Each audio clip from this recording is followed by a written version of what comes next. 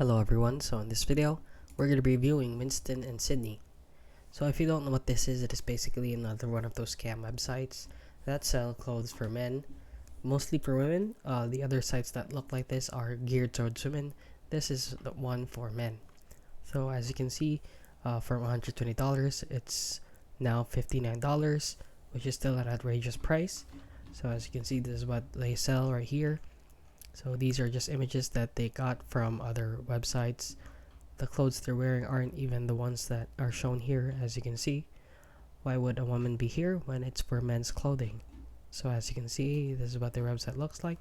And if you look on Facebook, their Facebook page right here, their reacts are angry reactors, and there isn't a lot of followers and likes.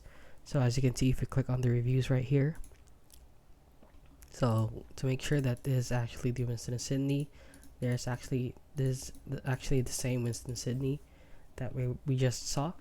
So as you can see, if you look at the reviews, scammers robbed me of $125. Scammers listed is shady looking apartment. Their complete scammers robbed me, and it goes on. So please guys, do not order from them. They are very clearly, obviously scammers. And yeah, that is basically it. So if you found this video helpful, please consider liking and subscribing.